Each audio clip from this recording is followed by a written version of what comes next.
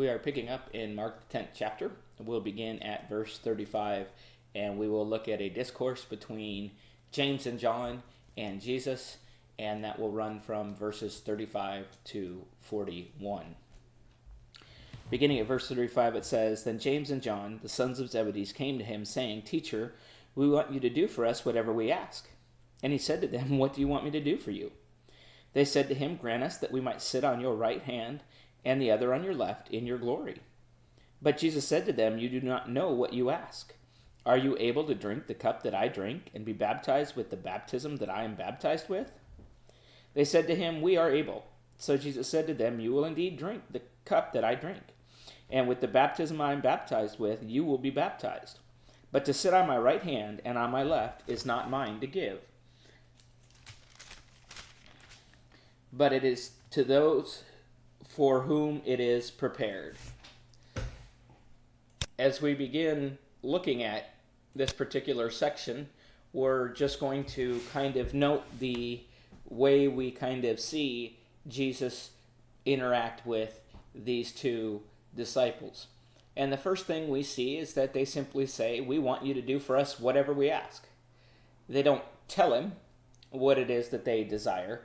They first want him to agree to do anything, and then after that, they can go ahead and tell him what it is that they're looking for.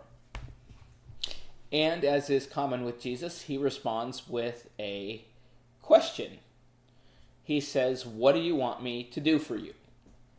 And we understand that when Jesus asks this type of question, he already knows the answer, but he's questioning them to kind of set them up for a great teaching. And this questioning is beneficial for us as we come back and we read this. We can learn from the situation as well. And so they then answer him, and they say, "Grant us that we may sit on your right hand and the other on your left in your glory." And the imagery that would be depicted here that is very common would be the idea of potentially a king and many of his followers at a banquet. And the king would sit at the head of the table, and then the person to his right and the person to his left would of course be of high honor, being allowed to sit before the king or next to the king. And in many cases, it was the chief advisors who were sitting next to the king. And so we can see here that what their desire is to be placed in a position or role of authority and power. And as we consider this request, think about what we just ended up with last week in looking at verses 32 through 34. Jesus has just advised them of what is about to happen to him, how he is going to go and to suffer and to ultimately die. And it appears that they don't comprehend what it is that Jesus has just expressed to them. They're more focused on their personal positioning. They're looking for a way to better themselves or put themselves into a position of authority, and they're not paying attention to what's going to happen to Christ.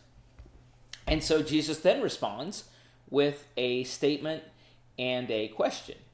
He says, "You do not know what you ask." And then he follows that up with, "Are you able to drink the cup that I drink and be baptized with the baptism that I am baptized with?" Jesus is trying to get them to think about what it is that they are asking, that they don't truly understand what it is that would be involved in their request. Again, he has just stated the suffering and death that he is about to endure, the cup that he is about to endure, the mocking, the betrayal, and ultimately the death. And he's asking, are you able to bear this particular cup? Do you understand what you're asking? And their response is just simply, "We are able." And so we can see that they're ready and willing to take on the challenge that Jesus has put before them within his question. but they're really acting impulsively, and they don't fully understand the consequences of this statement. And then Jesus lets them know, you will indeed drink the cup that I drink, and with the baptism I am baptized with, you will be baptized. But to sit on my right hand and on my left is not mine to give, but it is for those for whom it is prepared. And so the idea of this cup is Jesus is speaking of the future sufferings that they will endure for their faith. And we do know and we understand from history that 11 of the 12 actually died martyrs' deaths for their faith. And we know that John died while in exile. And Barclay had this comment, and I don't try to use commentaries an awful lot, but I thought there was some interesting insight where he says, while James and John are thinking of the cup and baptism as wonderful blessings, are you able to take these things?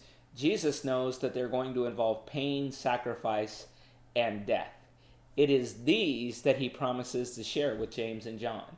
He's letting them know that they too are going to suffer for their faith.